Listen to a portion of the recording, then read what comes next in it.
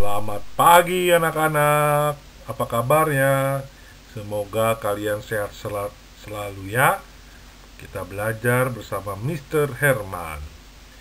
Hari ini kita belajar masuk ke buku 6D tentang globalisasi. Apa itu globalisasi? Ayo kita belajar.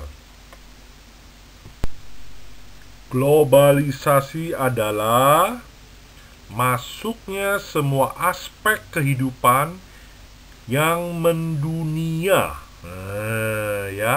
Mendunia. Yang dimaksud dengan semua aspek kehidupan itu apa aja?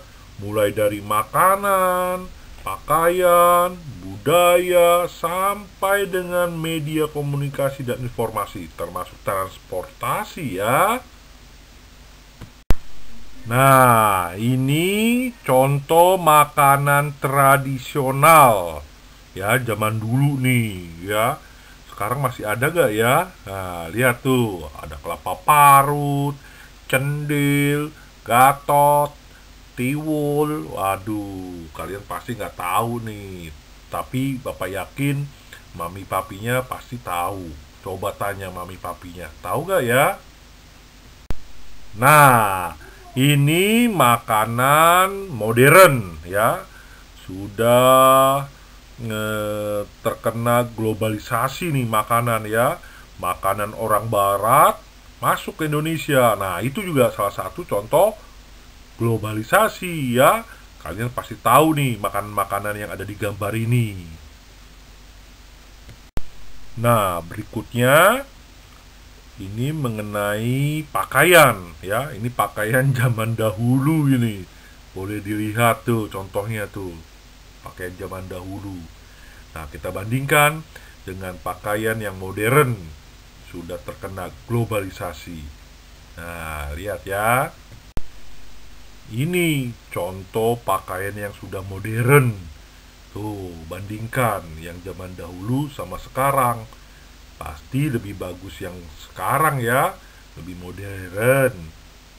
Kalian suka yang mana? Yang dulu apa yang sekarang? Ayo.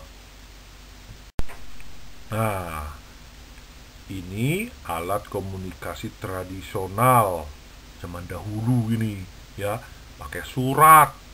Terus yang sampingnya kentongan bambu.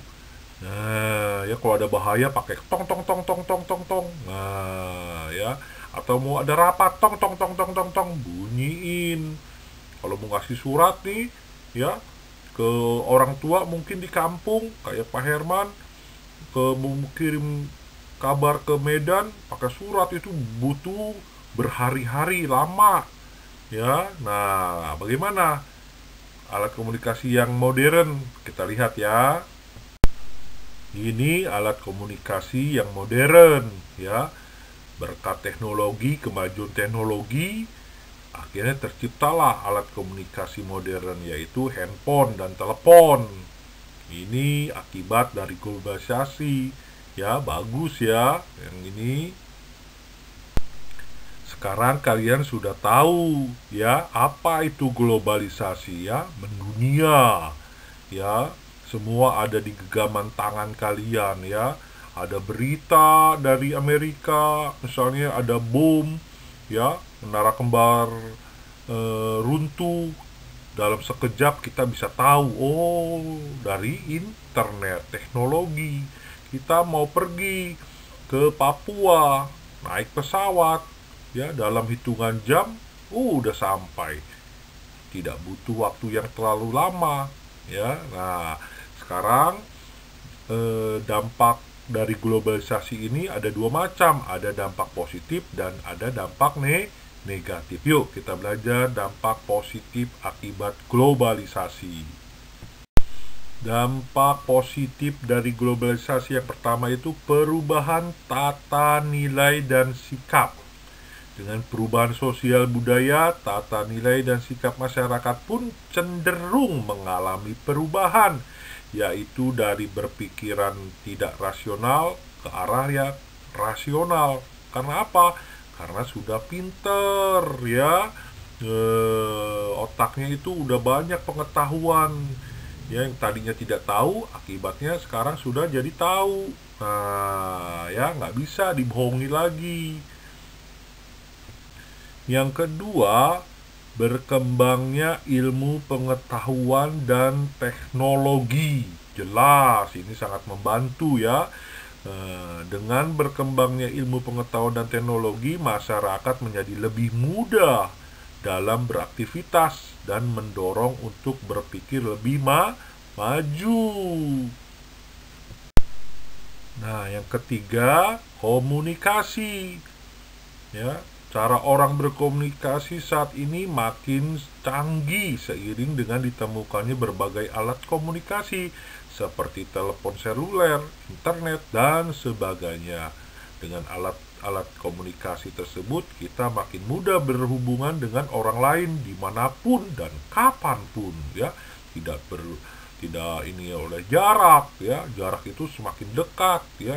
Bapak punya saudara di Amerika, tinggal pencet nomor telepon. Halo? Apa kabar papa? Misalnya papanya ada di Amerika, ya. Ngerti ya? Gampang ya?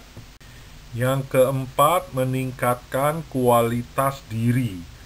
Tuntutan perkembangan zaman di era globalisasi menuntut manusia untuk senantiasa mengembangkan dirinya agar tidak tertinggal zaman. Dengan cara apa? Dengan cara belajar, ya. Nah, sekarang kita belajar tentang bagaimana dampak negatif akibat globalisasi. Ingat, tadi ada dua, ada yang positifnya, ada yang baiknya. Sekarang ada juga loh yang jeleknya akibat dari globalisasi, apa aja ya? Yuk, kita belajar yuk. Ini yang pertama, dampak negatif dari globalisasi, yaitu pola hidup konsumtif. Maksudnya apa, Pak?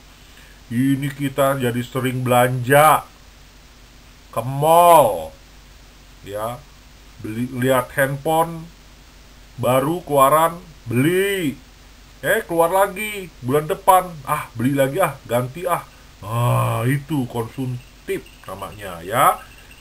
Semoga mami papi nggak seperti ini ya. Kalian juga nggak boleh, ya.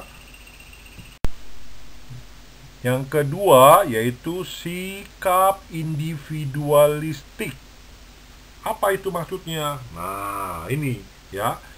Kalian baca, ya, jadi sikap yang mementingkan diri sendiri, tidak peduli dengan orang lain, ya. Pokoknya mikirnya tentang dirinya sendiri. Orang lain susah, bodoh amat. Ini nggak boleh seperti ini ya. Ketiga, gaya hidup kebarat-baratan. Tidak semua budaya barat itu baik dan cocok diterapkan di Indonesia. Budaya negatif yang mulai menggeser budaya asli adalah, ini contohnya nih, anak tidak lagi hormat kepada orang tua. Kalian mah enggak, ini orang lain ini, ya. Harus hormat kita, ya. Nggak boleh nggak hormat, harus hormati orang tuamu. Tuh, Alkitab mengatakan seperti itu. Maka panjang umurmu, lanjut usiamu, ya. Hormati orang tua, harus itu.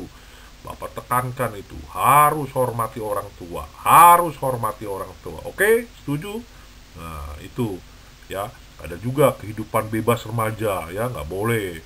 Ya, dengerin orang tua, maka hidupmu akan berhasil. Keempat, munculnya kesenjangan sosial. Nih, negatifnya dari globalisasi, ya. Perubahan sosial budaya biasanya dirasakan oleh masyarakat tertentu saja, ya. Misalnya masyarakat perkotaan. Masyarakat yang mampu meningkatkan perubahan akan memiliki kemampuan sosial ekonomi yang lebih baik, ya, dia kaya, ya. Dan hal itu yang menyebabkan kesenjangan sosial di dalam masyarakat. Yang kaya makin kaya, yang miskin makin miskin. Yang kaya nggak mau berteman dengan yang miskin, itu nggak boleh begitu, ya. Nah, setelah mendengar penjelasan Mr. Herman, nah ya ini, apa solusinya untuk menangani agar perkembangan globalisasi tidak berdampak negatif bagi kehidupan kita? Nah, solusinya adalah, pengen tahu? Yuk, berikutnya. Ini solusi untuk globalisasi dampak negatifnya nih. Yang pertama, selalu berusaha untuk meningkatkan keimanan dan ketakwaan terhadap Tuhan yang Maha Esa, ya. Kalau kita Tuhan Yesus. Yang kedua, selalu meningkatkan penghayatan dan pengamalan kita terhadap Pancasila. Yang ketiga, selalu mempertahankan dan melestarikan budaya lokal tradisional. Gotong royong harus diinihin, ya. Yang keempat, selalu melakukan penyaringan terhadap informasi yang beredar, ya. Jangan ada informasi langsung, ya, didengar. Harus disaring, ya. Ini benar gak ya? Tanya mama papa kalau kalian tidak tahu. Bagaimana penjelasan dari Mr. Herman? Semoga kalian mengerti, ya. Ini tugas dari Mr. Herman, gak banyak-banyak kok, cuman 4, ya. Nah, jawabannya udah ada lagi, ya, di slide-slide sebelumnya. Makanya kalian simak, ya. Semua jawaban ada di sini. Ya, silakan kirim jawaban kalian ke GCR. Oke? Tuhan Yesus memberkati kita semua.